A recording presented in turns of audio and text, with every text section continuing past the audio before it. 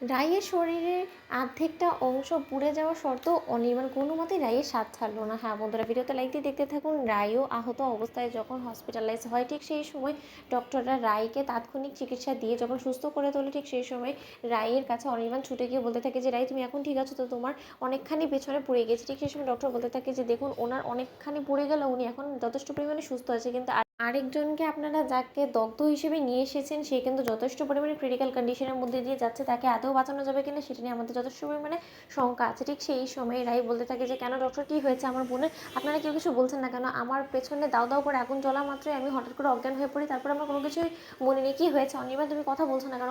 বলো কিছু, কার কী হয়েছে ডক্টর, আপনি আমাকে বলুন তো। আরেকজন দগ্ধ কে? ঠিক সেই সময় যখন রাই নীলাঞ্জনাও দগ্ধ হয়েছে সেই কথাটা শোনা মাত্রই রায়ের এক মুহূর্ত অপেক্ষা না করে নীলাঞ্জনার কাছে ছুটে যায়। ঠিক সেই মুহূর্তে নীলাঞ্জনার অধিকাংশ গা পুড়ে গিয়েছে সেটা জানা মাত্রই রাই কান্নায় ভেঙে পড়ে এবং বলতে থাকে যে না, এটা কোনোদিনও হতে পারে না ঠাকুর, এরকম করে আমার জন্য আমার বোনকে শাস্তি দিতে পারে না ঠাকুর, তুমি এরকম নিষ্ঠুরতা আমার বোনের সাথে কোনো মতেই করতে পারো না ঠাকুর, তুমি প্লিজ আমার বোনকে সুস্থ করে তোলো।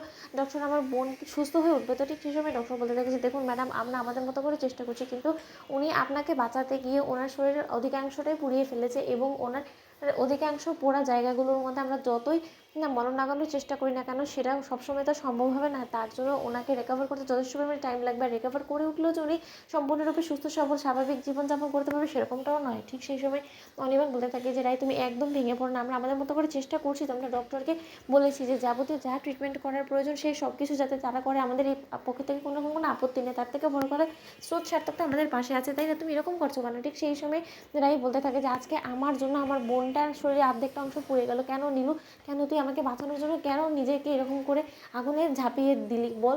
তুই যদি আজকে আগুনে না ঝাঁপাতিস তাহলে হয়তো বা কোনো মতেই তোর উপরে এরকম একটা ভয়াবহ থাবা আসতো না। তার থেকে বড় কথা, আমি মরে গেলে যেতাম, কিন্তু তাই বলে তুই আমাকে বাঁচানোর জন্য তুই নিজের জীবনকে ঝুঁকির মুখে ঠেলে দিবি? তুই এতদিন ধরে এটাই চেয়েছিলিস যাতে আমি মরে যাই, তাহলে আমি মরে গেলে কী হতো বলতো?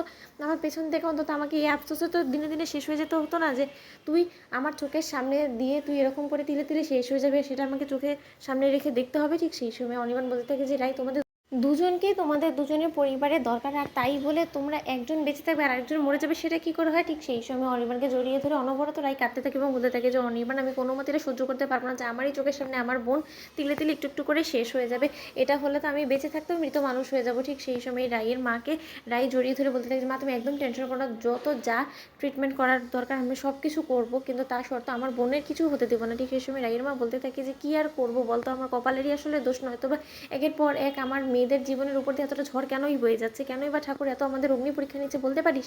ঠিক সেই সময় স্রোত বলতে থাকে যে দিদি ভাই তুই ঘাবড়াস না। তো বন্ধুরা, ভিডিওটি ভালো লাগলে লাইক এবং শেয়ার করে সাবস্ক্রাইব করতে ভুলো না।